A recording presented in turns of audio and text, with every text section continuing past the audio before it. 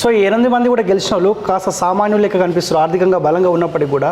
So ఇప్పుడు కూడా press మీట్కు ముందుకు వచ్చి సో మేము అది చేస్తామని చెప్పిన అభ్యర్థులు కాదు.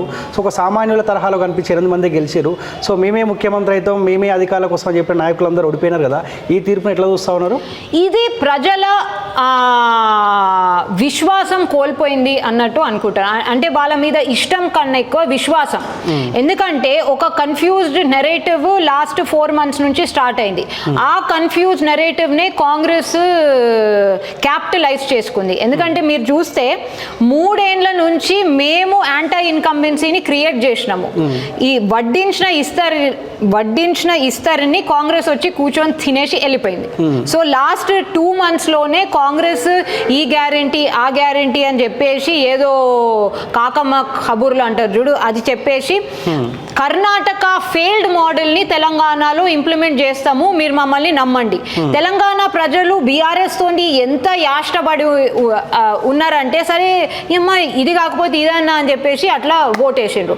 సో మా నాయకులు అంటే వ్యవస్థాపకంగా ఆర్గనైజేషనల్లీ కొన్ని తప్పులు జరిగి ఉన్నా కానీ మా నాయకులు చేసిన తప్పుల కన్నా ఇది ఒక దుష్ప్రచారమే ఎక్కువైపోయింది. సో దాంతోనే ప్రజలకు నమ్మాలనా వద్దా అనే ఒక ఇబ్బంది క్రియేట్ అయింది. సో ఆ కన్ఫ్యూజన్లో కాంగ్రెస్కి అనిపించిందా లిక్కర్ స్కామ్లో కల్వకుంట్లకు అయితే లోపడేస్తే అధికారం మాకే వస్తుండే అన్న ఆలోచన మీలో వచ్చిందా ఈ రిజల్ట్స్ తర్వాత?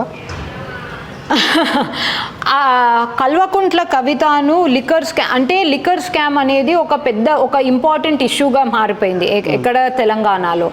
అండ్ ఈ ఫ్యామిలీ అంటే ఈ కల్వకుంట్ల ఫ్యామిలీ ఎంతో కరప్షన్ చేసింది అని మనం 10 ఏళ్ల నుంచి అంటున్నప్పుడు దీంట్లో దొరికిందేమో అని తెలంగాణ ప్రజలు వేచి చూసిండ్రు.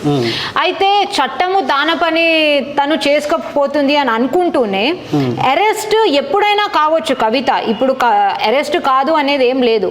కానీ ప్రజలు ఏమి దానికోసం ఆగలేకపోయినరు. అంటే అరెస్ట్ ఒక ప్రాతిపదికన ఇన్వెస్టిగేషన్లో అవసరం ఉంటే కంప్లీట్ అయినప్పుడు అవుతుంది. ఇన్వెస్టిగేషన్ అయితే ఎన్ని రోజులైనా ఎన్ని ఏండ్లైనా కావచ్చు అని ప్రజలు దాన్ని మనసులో పెట్టుకోలేరు. సో కవితను ఇన్వెస్టిగేటివ్లీ అరెస్ట్ చేయాలనుకుంటే వాళ్ళు ఎప్పుడైనా చేస్తారు, ఇప్పుడైనా చేస్తారు.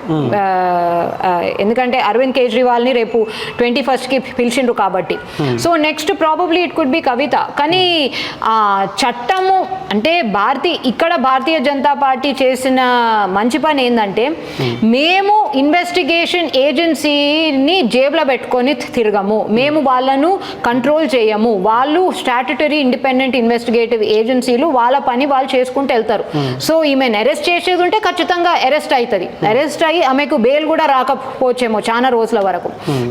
సో కానీ మీ వాళ్ళు చెప్పిన మాటలే కదా, అరెస్ట్ చేస్తాం లోపడేస్తాం అని చెప్పి, అంటే ఆ మాటలే ఇబ్బంది కాలేదా? ఆ ఇన్వెస్టిగేషన్ క్రమంలో అరెస్ట్ అయ్యే ఛాన్సెస్ ఉండే అన్నట్టు చెప్పిండ్రు. సో అది పొలిటికలీ చూస్తేనైతే ఇబ్బంది కావచ్చు. కానీ ప్రజలు అది ప్లస్ అదర్ ఆర్గనైజేషనల్ కారణంగా భారతీయ జనతా పార్టీ మీద నమ్మకం కొంచెము కుదిరి వెళ్ళిపోయింది ఆ టైంలో అన్నట్టు. కానీ ఇప్పుడు నమ్మకం వాపసు వస్తుంది. ఎందుకంటే ఇప్పుడు 10 రోజులు అంటే 2 వారాల కొత్త ప్రభుత్వం ఏమేం చేస్తుంది, ఎన్ని గ్యారంటీలు ఒప్పుకుంది, ఎన్ని గ్యారంటీలు ఇప్పటి వరకు చేస్తామని చెయ్యలేదో ప్రజలకు తెలిసిపోతుంది. ఓకే.